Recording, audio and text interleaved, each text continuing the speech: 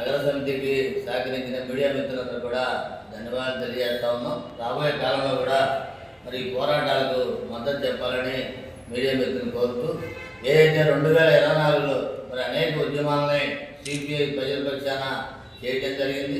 ఏదైతే మరి ఎన్నికల ముందు ఒక పక్క మోడీని సాగనంపాలని మరి రాష్ట్ర ప్రభుత్వం మరి జగన్మోహన్ రెడ్డి గారిని మార్చాలని కూడా సిపిఐ ఆ రోజున మరి పోరాటం అనేక విధాలుగా ఆ రోజున 9 సార్లు విద్యుత్ ఛార్జీలు పెంచిన జగన్మోహన్ రెడ్డి గారికి, అట్లాగే మతోన్మాదంతో ముందుకెళ్తున్న మరి మోడీ గారికి వ్యతిరేకంగా మరి పోరాటం నిర్వహించాం.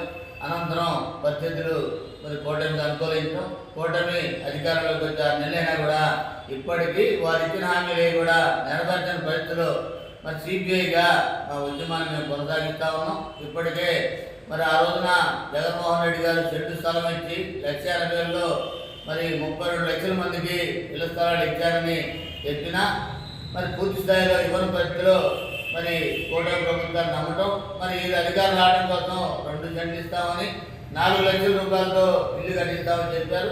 6 నెలలైనప్పుడు కూడా ఇప్పటికి కూడా వాటిని ఇవ్వడానికి ముందు రాని పరిస్థితిలో మరి సిపిఐగా ఈ రాష్ట్ర వ్యాప్తంగా కూడా 2 సెంట్ల స్థలంలో మరి పెరిగిన రేటుకు అనుగుణంగా 5 లక్షల రూపాయలతోటి ఇల్లు నిర్మాణం చేపట్టాలని ఆందోళన నిర్వహిస్తా ఉన్నాం.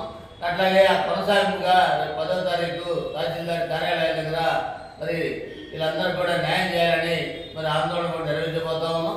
ఇది ఒకటే కాకుండా మరి 10 సంవత్సరాల నుంచి కూడా ఇప్పటికి పెన్షన్లకు సంబంధించి కానివ్వండి, ఇచ్చిన హామీలు కూడా నెరవేర్చిన పరిస్థితిలో అవి నెరవేర్చాలని కూడా ఒత్తిడిని మరి రాబోయే కాలంలో 2025లో కొనసాగిస్తామని, అట్లాగే రాష్ట్రంలో ఏ సమస్య ఇచ్చినా ఆ సమస్యకి 3 రాజధానుల విషయం వచ్చినప్పుడు కానివ్వండి, రాజధాని నిర్మాణం నిర్లక్ష్యం చేస్తున్నప్పుడు రైతు ఉద్యమానికి అండగా నిలవడం కానివ్వండి, ఈ నగరానికి సంబంధించి ఒక కూరగాయల మార్కెట్ని, నల్లబాడు స్థలాన్ని, వెల్ఫేర్ సెంటర్ని అమ్మకాన్ని పెట్టిన పరిస్థితిలో అమ్మటానికి లేదని హైకోర్టులో కూడా ఆశ్రయించి కోర్టు న్యాయ పోరాటం ఒక పక్క నిర్వహించాం.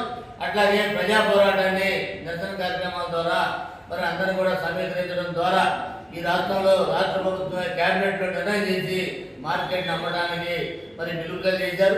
మార్కెట్ని మళ్ళా అధునాతన సౌకర్యాలతో కట్టిస్తామని చెప్పి హామీ ఇచ్చారు. హామీగానే ఉంది. మరి మార్కెట్కి సంబంధించి కూడా అధునాతన సౌకర్యాలతో మార్కెట్ కట్టాలని, అట్లాగే వెల్ఫేర్ సెంటర్ సంబంధించి సిపిఐ పోరాట ఫలితంగా 4 ఎకరాలు జనరాజపేట కేటాయించారు. తెలుగుదేశం ప్రభుత్వం పోయింది, వైసీపీ ప్రభుత్వం పోయింది, మళ్ళా తెలుగుదేశం ప్రభుత్వం వచ్చిన దాని మీద శ్రద్ధ పెట్టిన పరిస్థితిలో సిపిఐగా అక్కడ హాస్పిటల్ నిర్మాణం చేపట్టాలని, దాని చుట్టూ వాకింగ్ ట్రాక్ ఏర్పాటు చేయాలని మరి ఆందోళన మరి కొనసాగిస్తా ఉన్నాం. ఈ రకంగా ప్రజల పక్షాన 2025లో కూడా మా పోరాటాన్ని కొనసాగిస్తామని ప్రజలంతా కూడా మరి ఏదైతే వార్షికోత్సవాలు మన డిసెంబర్ 26 శత వార్షికోత్సవాలు కూడా ప్రారంభించుకున్నాం.